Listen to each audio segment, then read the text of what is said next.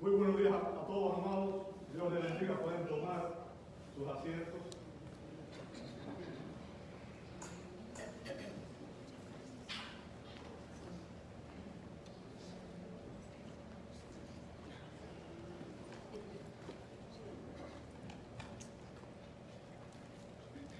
Es un gozo el estar nuevamente congregados en este lugar para adorar a nuestro Señor. Damos gracias por la presencia de todos y cada uno de ustedes. Gozamos en el Señor de que usted nos acompañe en esta mañana. Y quiero agradecer a los hermanos que estuvieron ayudándonos en la dirección devocional.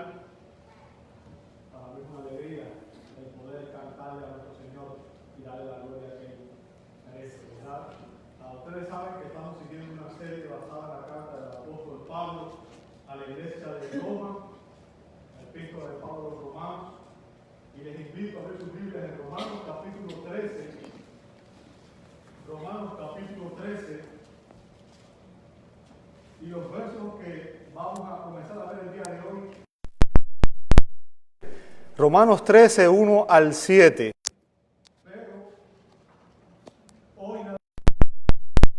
Versos 1 al 5, ¿ok?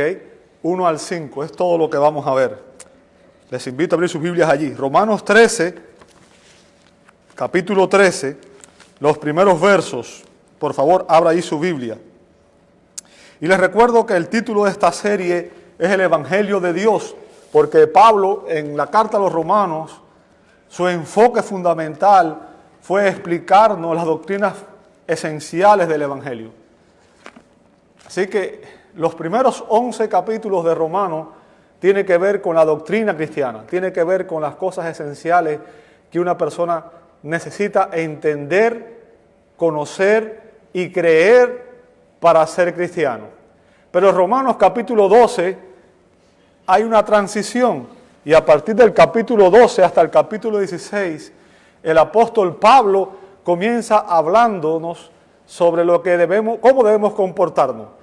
¿Cómo debe ser la vida de un cristiano? ¿Cómo debe honrar a Cristo aquellos que confiesan su nombre? Por tanto, desde el capítulo 12 en adelante, podemos considerar a Romanos la parte práctica de la epístola, la parte que tiene que ver con el día a día, la manera en que usted y yo debemos vivir en este mundo. ¿Ok? Y, dicho eso, Romanos capítulo 13, 1 al 7, nos habla de los deberes del cristiano. Deberes del cristiano, ese es el título del mensaje de hoy. Y yo te invito a que leamos juntos este pasaje antes de empezar a exponer la escritura. Dice así el texto bíblico: sométase toda persona a las autoridades superiores, porque no hay autoridad sino de parte de Dios, y las que hay por Dios han sido establecidas. De modo que quien se opone a la autoridad, a lo establecido por Dios resiste, y los que resisten acarrean condenación para sí mismos. Porque los magistrados no están para infundir temor al que hace el bien, sino al malo. ¿Quieres pues no temer la autoridad? Haz lo bueno y tendrás alabanza de ella, porque es servidor de Dios para tu bien. Pero si haces lo malo, teme, porque no en vano lleva la espada, pues es servidor de Dios, vengador para castigar al que hace lo malo. Por lo cual es necesario estarle sujetos, no solamente por razón del castigo, sino también por causa de la conciencia. Pues por esto pagáis también los tributos, porque son servidores de Dios que atienden continuamente a esto. Pagad a todos lo que debéis, al que tributo, tributo, al que impuesto, impuesto, al que respeto, respeto, al que honra, honra. Les invito a orar. Amado Dios, te damos muchas gracias por tu palabra. Gracias porque en un tiempo de tanta confusión, de tanta angustia, de tanta división como hoy, tu palabra, Señor, es la guía, la norma por la cual debemos guiarnos, Señor, por la cual debemos vivir. Ayúdanos, Señor, a entender esta palabra. Y yo sé que aquí hay enseñanzas que resultan difíciles de entender, pero aún más difíciles de aceptar. Pero, Señor, ayúdanos a entender que tu voluntad es perfecta y que tus caminos son los mejores caminos, Señor. Padre, ayúdanos no solamente a entender la palabra, sino a ser hacedores de ella y a vivir de una manera que realmente honre tu nombre. Pedimos que nos ilumines en esta hora con tu Espíritu Santo y que el mensaje sea claro en nuestras mentes, pero también, Señor, que nuestras conciencias y nuestras voluntades sean movidas a la obediencia. Lo pedimos en el nombre que es sobre todo nombre, en el nombre santo de Jesús, y te damos gracias. Amén, amén, amén. Estamos ante un tema que actualmente está causando muchísima confusión y aún muchísima división entre los cristianos. Entre los cristianos. Pablo acaba de enseñarnos en los últimos versos de Romanos 12, del 9 al 21, cómo deben funcionar las relaciones del cristiano con los hermanos en la fe, con el prójimo y aún con sus enemigos. Ahora, el apóstol Pablo se enfoca en la relación que debe existir entre el cristiano y el gobierno. La relación que debe existir entre los cristianos y las autoridades gobernantes. El apóstol en estos versos, Romanos 13, 1 al 7, responde preguntas como: ¿cuál es el papel del gobierno en los asuntos humanos? ¿Cuál es el deber de los cristianos hacia el gobierno? ¿Cuál es el límite de la sujeción del cristiano al gobierno? ¿Pueden los cristianos rebelarse y comenzar una revolución? En momentos de tanta confusión como los que estamos viviendo y de tanta división, los cristianos deberíamos ser la voz de la razón y la reconciliación nacional. ¿Cómo? Mediante la fiel predicación de la enseñanza de la palabra de Dios y mediante un testimonio de conductas piadosas que honran a Dios y que viven para su gloria en un mundo revuelto. Y recordemos lo que hemos venido diciendo, que nuestra relación con Cristo debe impactar nuestra relación con todos los demás. Si yo soy cristiano, yo debo actuar como cristiano con relación a mis hermanos, yo debo actuar como cristiano en relación con mi prójimo, yo debo actuar como cristiano en mi relación con mis enemigos y yo debo actuar como cristiano aún en mi relación con el gobierno. Pablo nos enseña aquí cuáles son nuestros deberes hacia los gobernantes, nuestros deberes hacia las autoridades gubernamentales. ¿Cuáles son esos deberes? Bueno, en estos versos Pablo nos enseña que nuestros deberes son, en primer lugar, someternos a ella, versos 1 al 5. Y en segundo lugar, sostenerlos, versos 6 y 7. Como dije, hoy nada más vamos a ver la primera parte, los versos 1 al 5, que habla que nuestro deber es someternos a las autoridades.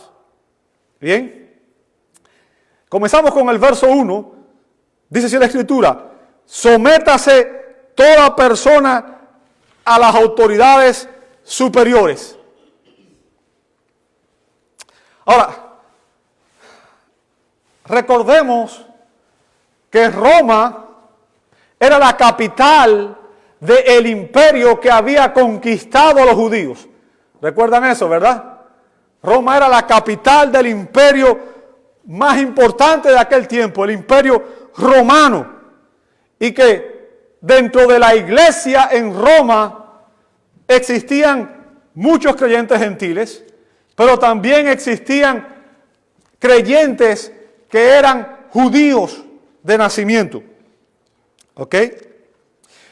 Ahora, ¿por qué es importante esto?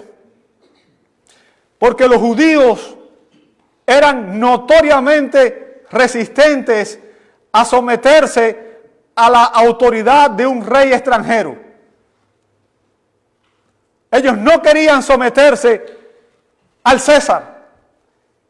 Y tenían razón para hacerlo.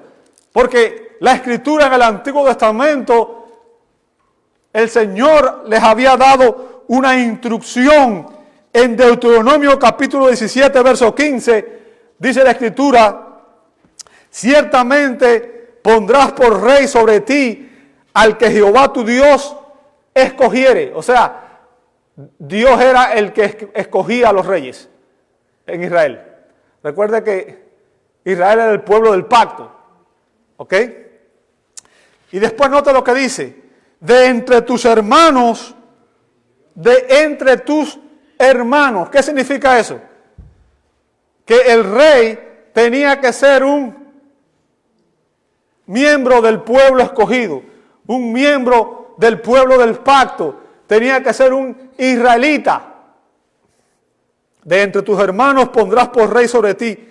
Note lo que dice después: no podrás poner sobre ti a hombre extranjero que no sea tu hermano. O sea, había una indicación directa de parte de Dios para el pueblo del pacto, para el pueblo de Israel, para el pueblo que Dios había escogido, de que el rey, él lo escogía, que debía ser un judío y que no debía ser un extranjero.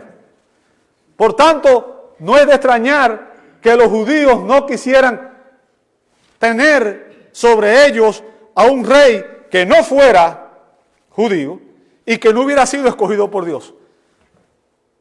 Porque en sus mentes un rey de este tipo implicaba, aceptar un rey de este tipo implicaba que ellos estaban rebelándose, pecando contra Dios. Es por eso que habían surgido varias rebeliones en el pasado. No sé cuántos de ustedes han leído la historia de los macabeos, ¿verdad? Fue una de las rebeliones judías contra Antíoco Epífanes en específico.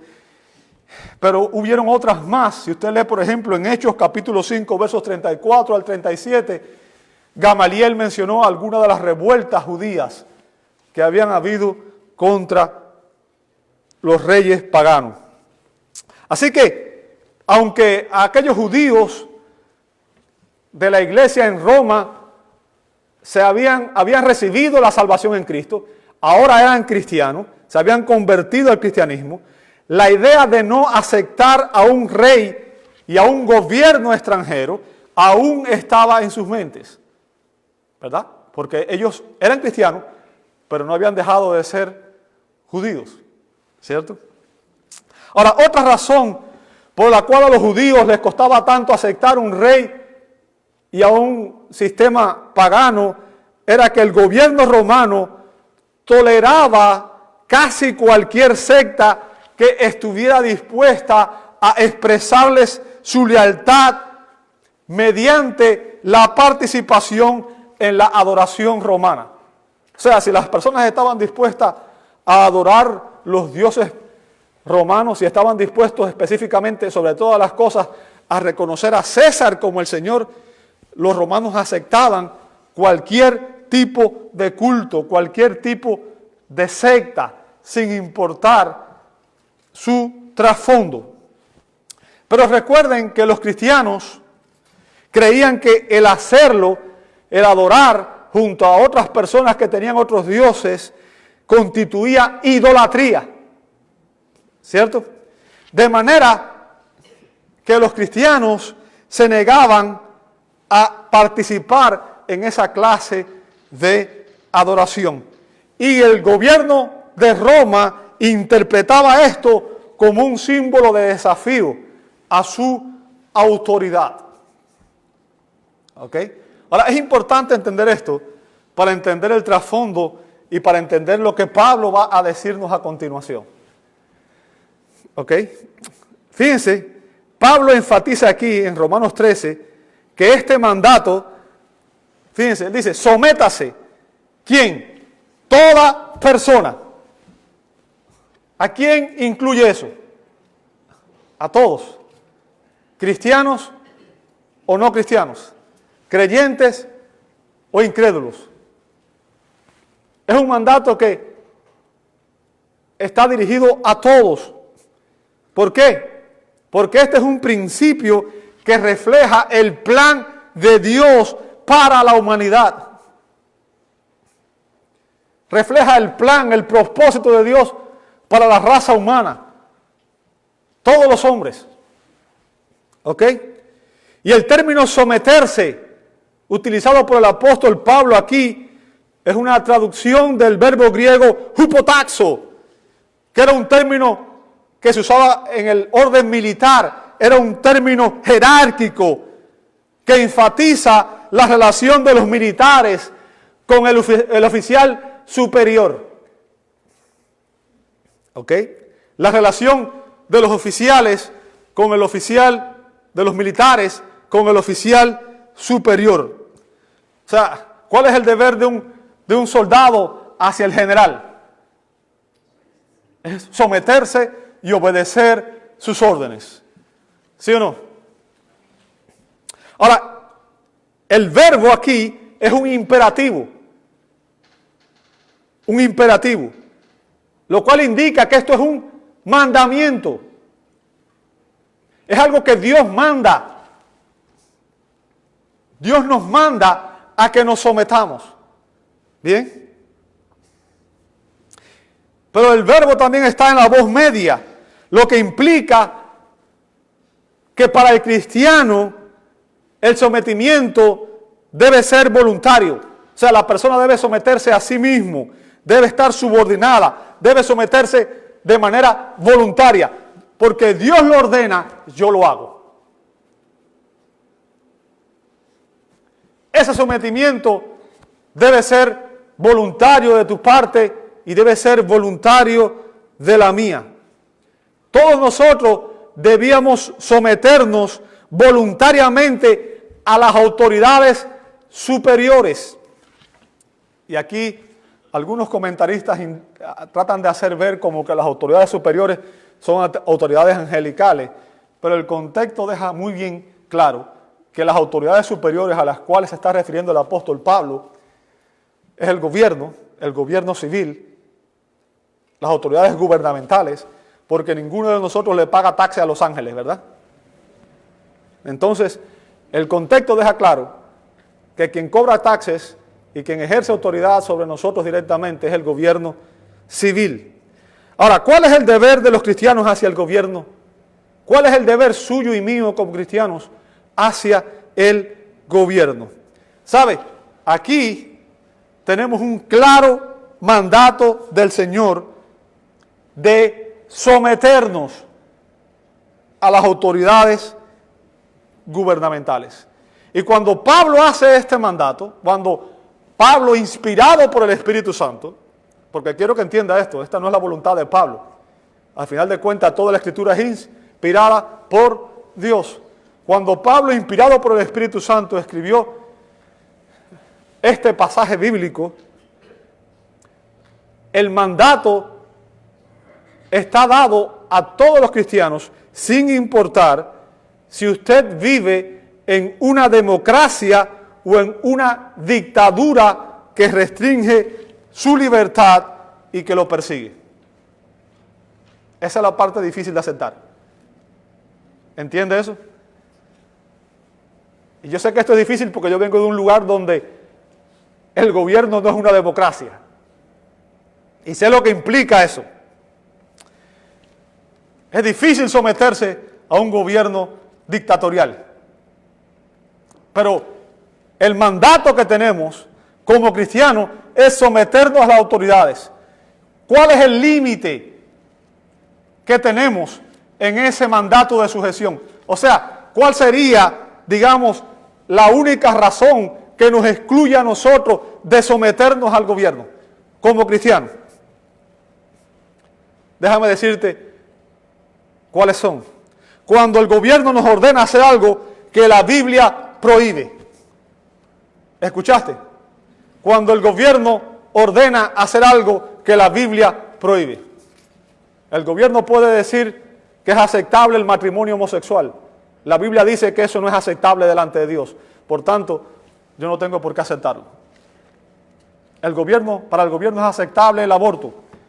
La Biblia dice que la voz de la sangre de los inocentes, clama desde la tierra.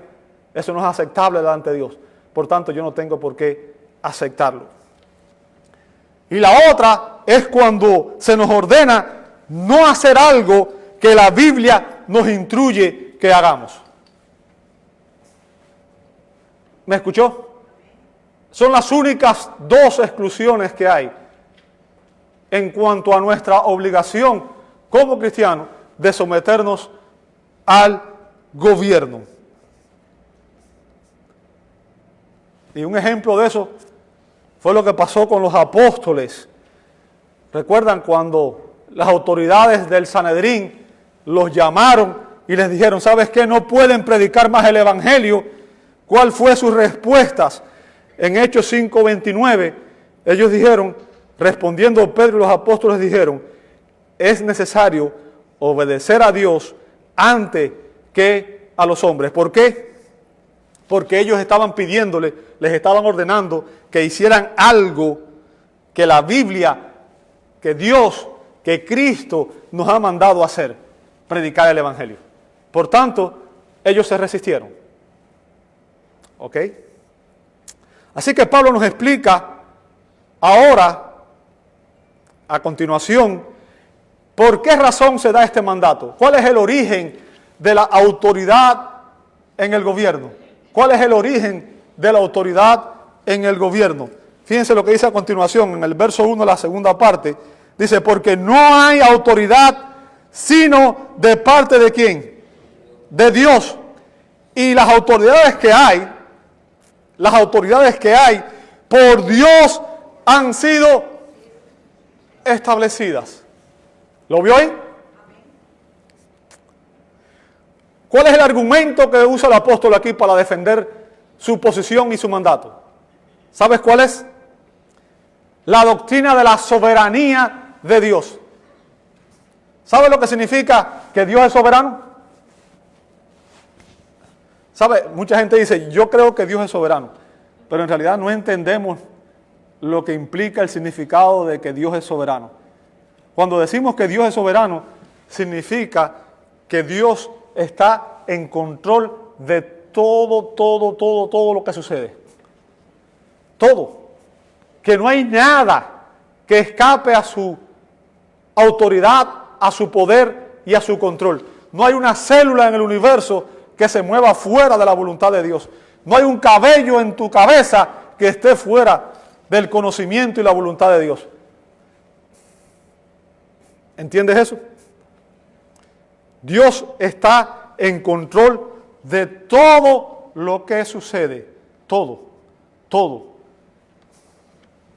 En tu vida, en nuestra vida, en la nación, en el mundo. Dios está en control de todo lo que sucede en el cielo y en la tierra. Bien. La Biblia nos dice en Daniel capítulo 2, verso 21, para que conozcan los vivientes que el Altísimo, ¿quién es el Altísimo? Es Dios. Que el Altísimo gobierna el reino de los hombres y que a quien quiere, Él quiere lo da y constituye sobre él al más bajo de los hombres. Fíjense, quien gobierna el reino de los hombres, ¿quién es? Es Dios. Yo sé que para algunos de ustedes esta píldora es un poco difícil de tragar, ¿cierto? Pero la Biblia dice claramente que es Dios quien está en control, aún de los gobernantes que tenemos. Que es Dios, que es el Altísimo, quien gobierna en el reino de los hombres. Si usted lee en Proverbios 18:5 dice el Señor, por mí reinan los reyes. Por mí, dice el Señor, reinan los reyes. La Escritura nos enseña que es Dios quien pone reyes y es Dios quien quita los reyes. Y Él lo hace conforme a su voluntad, conforme a su plan, a su propósito eterno. ¿Para qué? para cumplir su propósito y para mantener el orden en la sociedad. Ese es el propósito por el cual existen los gobiernos, es para mantener el orden en la sociedad. Fíjense que Pablo dice, porque no hay autoridad, y el término autoridad ahí es una traducción del término griego exousia, que significa un poder delegado, una autoridad delegada, ¿ok? Una autoridad que ha sido otorgada por Dios para actuar. No existe, según la Escritura, no existe ninguna autoridad, ninguna, que no haya sido determinada por Dios. No existe ningún gobierno ni ningún gobernante que lo haga aparte de la voluntad directiva o permisiva de Dios. ¿Escuchó eso?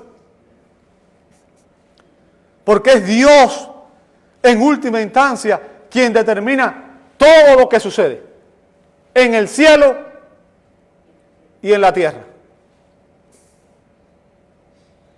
¿Cómo lo hace? A través de la delegación. ¿Sabe lo que es delegar?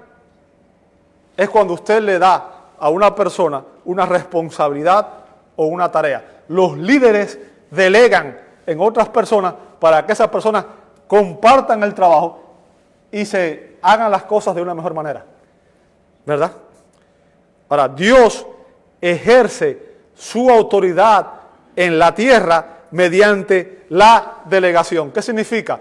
Toda autoridad que existe en esta tierra ha sido ordenada por Dios para que cumpla un rol que Él quiere. ¿Me escuchó? La Biblia nos enseña que Dios les ha delegado la autoridad a los padres en la familia. ¿Sí o no?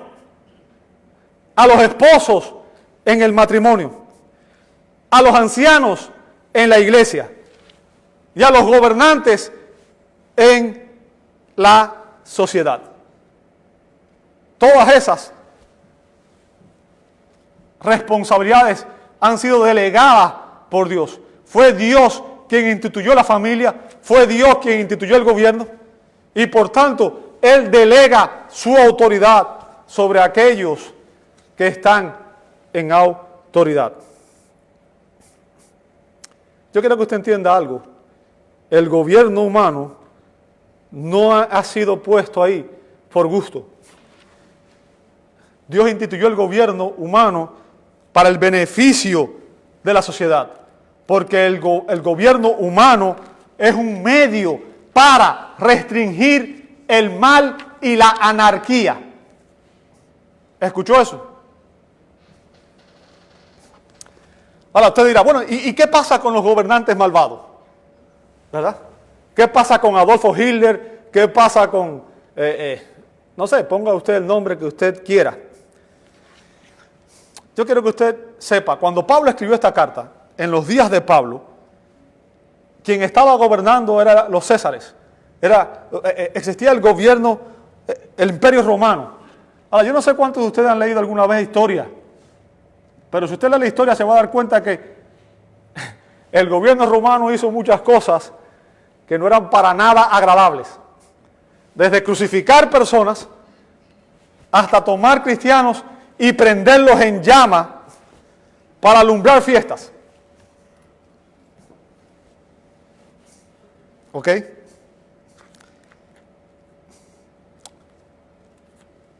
En ese contexto estuvieron Cristo y sus apóstoles. Y Dios utilizó el Imperio Romano con toda su crueldad y con todas sus costumbres paganas para cumplir sus fines. Aquel gobierno no era un gobierno justo.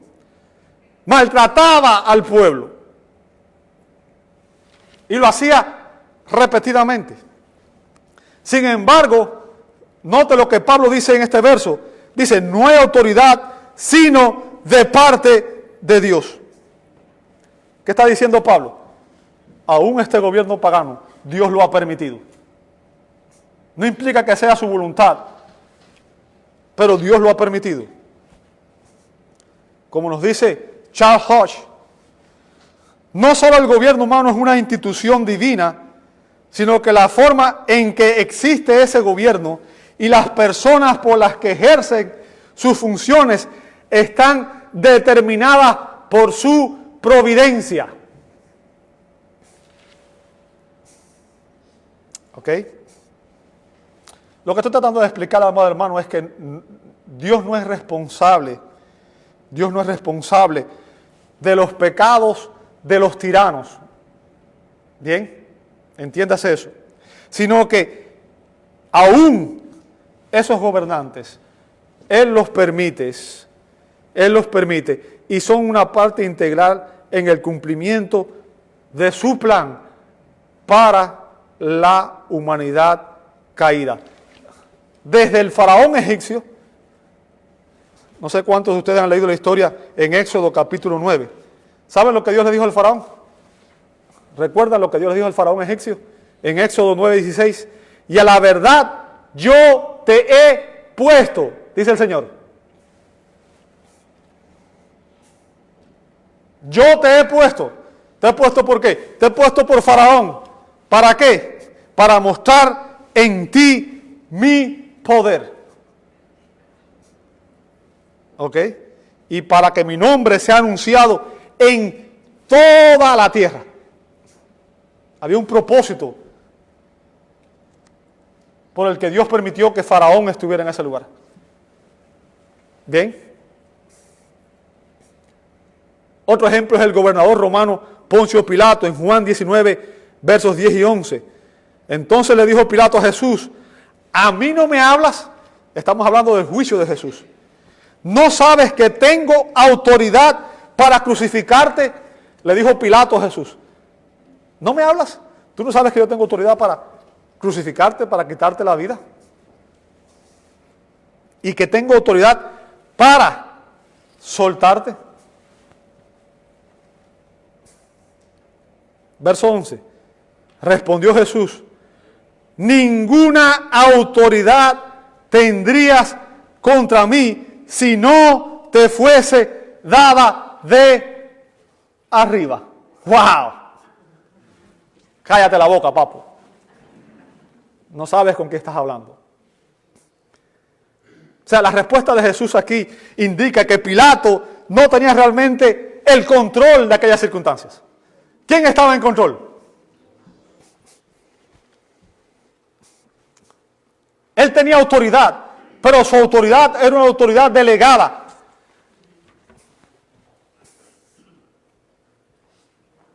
Pilato tenía autoridad en el juicio de Cristo y él podía condenarlo y podía exonerarlo. Pero las palabras de Jesús dejan en claro que realmente, aún en aquella circunstancia, quien estaba en control absoluto de lo que estaba pasando no era Pilato, era Dios el Padre. Y usted dirá, bueno, pero es un solo verso. No, déjame decirte, hay muchos más que declaran esto. ¿Quieres verlo? Gracias por preguntármelo. Hechos 2:23. Hechos 2:23 dice, a este, hablando de Jesús, dice, a este, Jesús, entregado por el determinado consejo. ¿Lo ve ahí? ¿Sí o no? ¿Sabe? Determinado significa que Dios lo decidió, que Dios lo predestinó. Y consejo implica su plan, que este era su plan, era su propósito, era su voluntad. Dice que Cristo fue entregado por el determinado consejo y anticipado, o sea, lo sabía de antemano, conocimiento de Dios. Prendiste y mataste por manos de inicuos, crucificándolos. Pero aún la crucifixión de Jesús, aún su juicio, Dios lo permitió, Dios lo había determinado de antemano. Jesús fue el Cordero de Dios que había sido sacrificado, dice Apocalipsis 13:8, desde antes de la fundación del mundo. Y como digo, yo sé que lo que estoy hablando es difícil de asimilar para su cerebro y para el mío. ¿Ok? La Escritura deja claro que tanto los líderes judíos como los romanos solamente estaban cumpliendo la perfecta voluntad de Dios, aun cuando ellos no lo sabían. ¿Entendió eso? Yo quiero que usted entienda, quien está en autoridad sobre todo, sobre el diablo y sus ángeles, es Dios. Sobre los hombres, es Dios. Y todos cumplimos su voluntad, aun cuando a veces ni siquiera nos damos cuenta.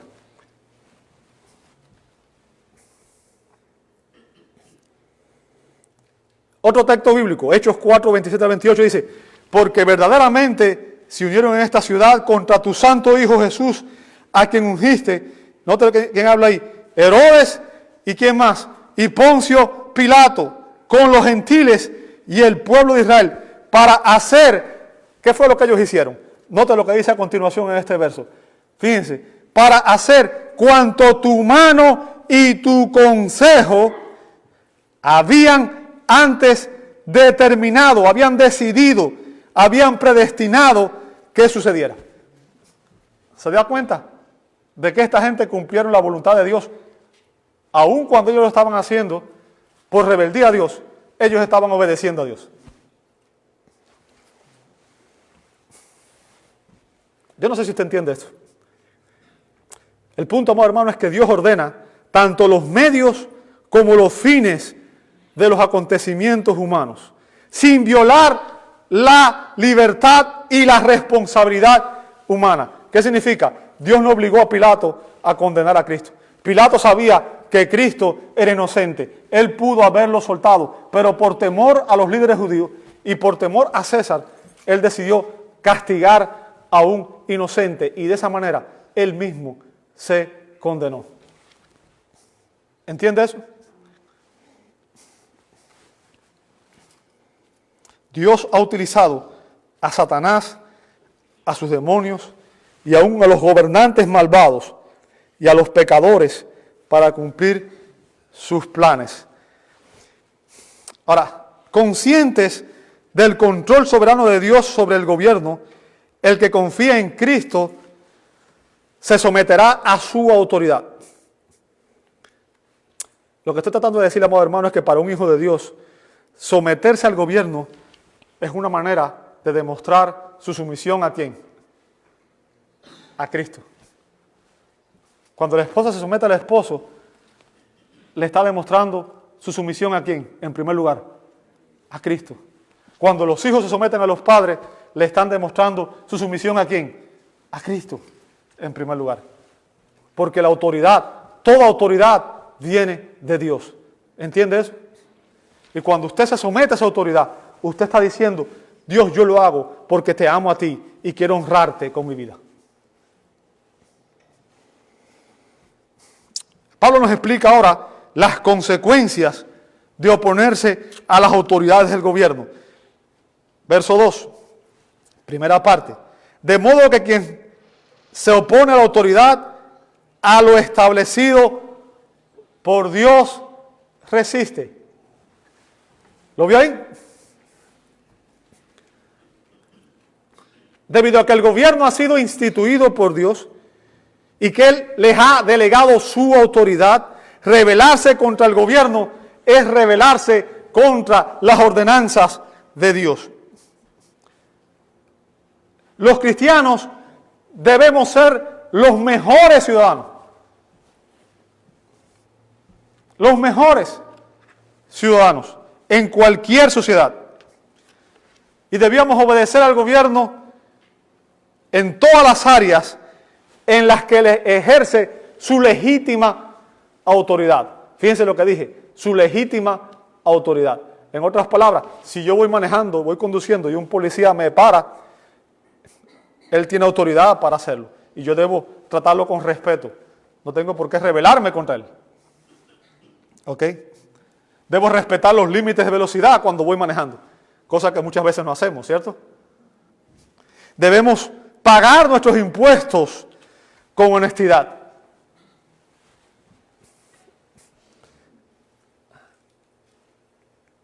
Debemos orar por los gobernantes. Algo que también muchas veces no hacemos. ¿Cierto? Sin embargo, también debemos predicar fielmente y exponer tanto a los gobernantes como las leyes que transgreden la ley moral de Dios. ¿Me escuchó?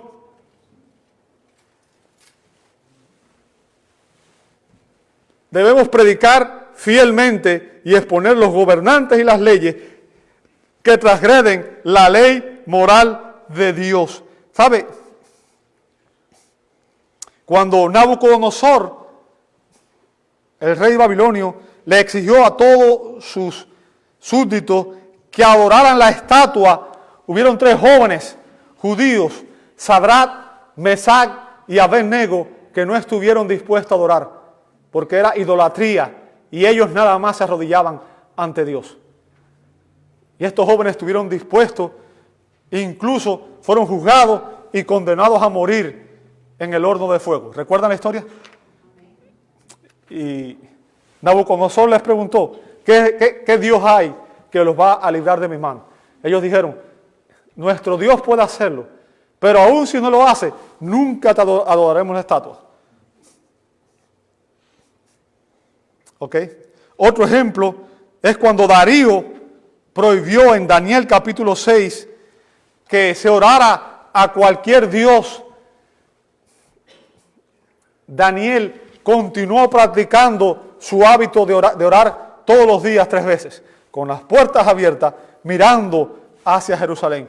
Y eso fue usado para acusarlo falsamente y llevarlo al foso de los leones. ¿Recuerdan eso? Otro ejemplo fue el de Juan el Bautista. No sé cuántos han leído la historia. Juan el Bautista se paró y le dijo a Herodes que no le era lícito tomar la mujer de su hermano Felipe, porque eso era adulterio. Ellos son ejemplos de cómo creyentes fieles han enfrentado tanto leyes como gobernantes que han tomado decisiones que van en contra de la ley moral de Dios. Ahora, la pregunta que voy a responder, y creo que con esto ya casi voy a tener que terminar. ¿Pueden los cristianos comenzar una revolución? ¿Pueden los cristianos comenzar una revolución? Yo quiero que tú entiendas algo. Aunque existían muchos males sociales durante el ministerio terrenal del Señor Jesús, existieron muchos males sociales. Jesús nunca intentó cambiar el gobierno. ¿Entiende eso? Jesús nunca intentó cambiar el gobierno. De hecho, cuando los hombres intentaron tomarlo y hacerlo rey por la fuerza, usted puede ver eso en Juan capítulo 6, verso 15, se nos dice que Jesús se alejó, porque ese no era su propósito, esa no era la razón por la cual Él vino en la primera venida. ¿Me entendió? Jesús vino con una misión muy, muy importante. ¿Recuerda usted las palabras de Jesús a Pilato? En Juan capítulo 18, verso 36, respondiendo Jesús le dijo a Pilato, mi reino no es de este mundo. Si mi reino fuera de este mundo, mis servidores, ¿qué harían?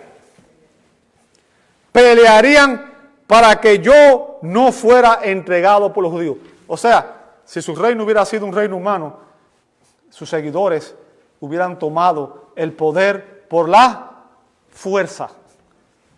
Pero el reino que Jesús vino a implantar no era un reino humano. ¿Entiende eso? Pero mi reino, dice Jesús, no es de aquí. En otras palabras, el reino del Mesías no se alcanzó por medio de una revolución violenta, sino con el Hijo del Hombre conquistando enérgica y decisivamente el pecado en la vida de su pueblo. Al morir por nosotros como nuestro representante, como nuestro sustituto en la cruz del Calvario. Déjame decirte algo, amado hermano, y con esto voy a terminar. No importa quién esté gobernando, no importa quiénes sean los líderes que están gobernando. Jesucristo sigue siendo Rey de Reyes y Señor de Señores. Él está a la diestra del Padre. Él tiene toda autoridad en el cielo y en la tierra. Y algún día Él regresará y conquistará el sistema del mundo maligno en su segunda venida e instaurará un reino milenial donde habrá perfecta paz, perfecta justicia, porque Él estará reinando. Te invito a orar. Amado Dios, te damos gracias. Gracias porque tu palabra es clara. Gracias porque en ellas tú nos enseñas que tú estás en control y que debemos confiar en ti y que debemos obedecerte y que debemos honrarte aún en medio de la adversidad, aún en tiempos de aflicción. Rogamos, Señor, que tú nos ayudes a entender esta palabra. Nos ayudes realmente, no solamente a entenderla, sino también a aplicarla, Señor. Y te pedimos perdón por las veces que hemos fracasado en ese intento. Te lo pedimos en el nombre de Jesús. Amén y amén.